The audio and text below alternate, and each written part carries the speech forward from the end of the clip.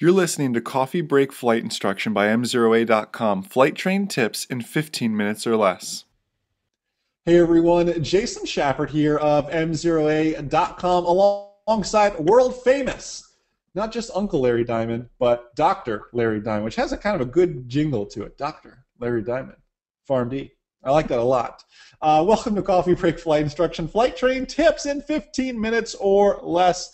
Today's topic: when is it okay to fly after being sick? Well, who better to spearhead this one than the doctor himself, Larry Diamond, CFII, aviation author now of a aviation medical book, which, well, right now it's not released, but by the time you're listening to this, it very well could be released. So I'm sure you can find that on the M0A.com website as well. But Larry, truth be told, when is it okay to fly after being sick? Take it away. Okay, so it's really when you're back to 100%. Now, the rate limiting step here is people say, well, I feel much better than I did yesterday. I just have a few sniffles and things like that. And I've had multiple people that I've flown with, they weren't students or anything like that, that actually have gone up 2 days post some kind of viral infection and actually broke their eardrums. And then it was a major, major problem. They had to go on antibiotics. And actually, they're offline for actually a couple months because that eardrum is very, very sensitive to different air pressures. So the biggest thing is, especially if you're congested, do not fly. Now, when you can be able to breathe without the use of medications to keep you from having symptoms is really the best thing that you can say to yourself. I said, okay, well, I feel pretty good. I just took an antihistamine. Okay, well, that's not probably really the best thing to do, especially you know how I feel about Benadryl. Benadryl will dry you up. You'll feel like the Sahara Desert, but the snots aren't going and you're kind of not blowing your nose as much. But guess what? It's going to be very sedating, and you may actually fall asleep at altitude if you're not with somebody at that time.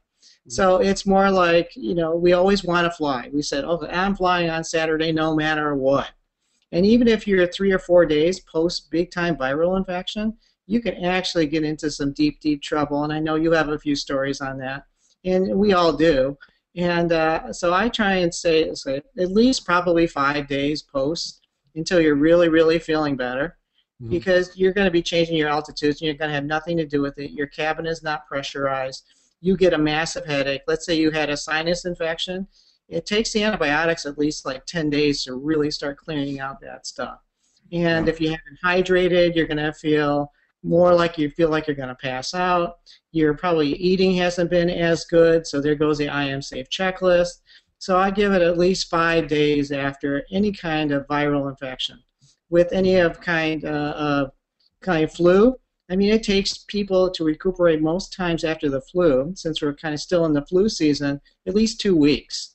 I mean, you say, okay, well, I feel better, but you just really can't handle that kind of change. Your body is still going through the recuperative processes, and getting into a hurtling piece of machinery and trying to do takeoffs and landings. Just think about how exact you have to be. We take it for granted about getting it on the first third of the runway.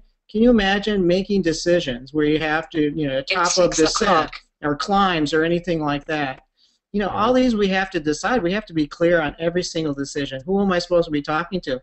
As we talked previously, you won't remember any kind of frequencies. You may be talking to the wrong person. You may be hitting the wrong button. You say, oh, let's pull the throttle, and instead pull out the carb heat, and also pull out the mixture.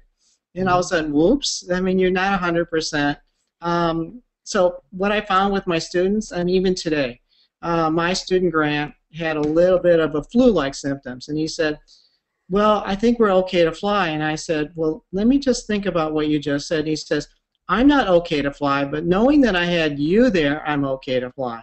I said, what if I wasn't here? I said, what if you were taking your family? Well, how would that be? Well, I wouldn't fly. And I said, well, there goes your decision right there. You have to decide how you're going to do it, and that's not the right decision. So you got to always think that if you're going to fly after a sickness, what if nobody else is there except for you? Can you make the right decisions? Yeah, no, you are spot on. And I kind of have a story too, to share about that. I was this is just recently too. I still to this day make mistakes. None of us are perfect. 8,000 hours, you'd think I'd figured it out, but don't always figure it out sometimes. Flying with a friend. Um, we had already canceled the flight once before because I was being sick. It was in a beautiful turbocharged Bonanza. And who doesn't want to go fly a turbocharged Bonanza? So I had just gotten over a little bit of a cold. I was feeling better. I didn't feel I was contagious, but I was still a little bit stuffy. Like I could breathe out of this nostril, but not this nostril. So I figured, that's okay, right? I could breathe out of one nostril, so that must be okay. And of course, you can't just fly a turbocharged Bonanza around at 3,000 feet. That's no fun. So of course, we had to get up to 8,000, 9,000 feet to really utilize that turbocharged engine. Larry, we came down, and I have never felt such pain before. I could not decompress. My eyes, within hours, were bloodshot. I could not sleep that night because of the severe headaches, and I never get headaches. You hear people who always get migraines and headaches. I'm not one of those people. I took 2 Tylenol just to be able to fall asleep because the headache was so bad. I just wanted to take a pin and poke it in my head just to let the air. That's what it felt like. That's exactly what it felt like because that's what really needed to happen, I believe. It hurt so bad. And Larry, it wasn't like I woke up the next day and I was better. You can ask Ashley. It was 2 or 3 days till I was ready to be back to normal. I mean, we had to go grocery shopping. I wore my sunglasses around the grocery store because my eyes were so bloodshot. I didn't want anybody to think I was like I had a problem or anything like that. It was that bad. So we do stupid things sometimes, especially when a cool opportunity like to fly a Bonanza, comes up. You've got to be smarter than the average bear to fly an airplane sometimes, and you've got to make really, really smart decisions and really stick to that I'm safe checklist. So did I feel 100%? Well, in my eyes, I felt 100%, but as Larry started the show off by saying that, what really defines 100%? And now knowing that, I'm not going to make that silly mistake again because it hurt. It was really, really rough. So Larry, anything else you want to add to that, or are you cool with everything?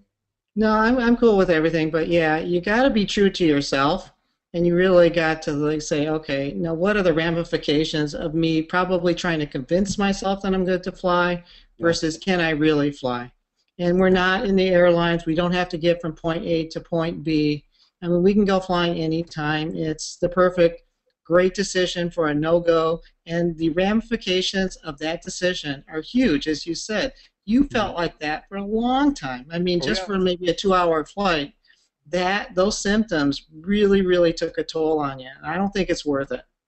No, you are spot on. So, guys, on behalf of myself, world famous Dr. Uncle CFII, Larry Diamond, the entire M0A.com team, thank you so much for tuning in to Coffee Break Flight Instruction, Flight Train Tips in 15 minutes or less. Subscribe to us on iTunes.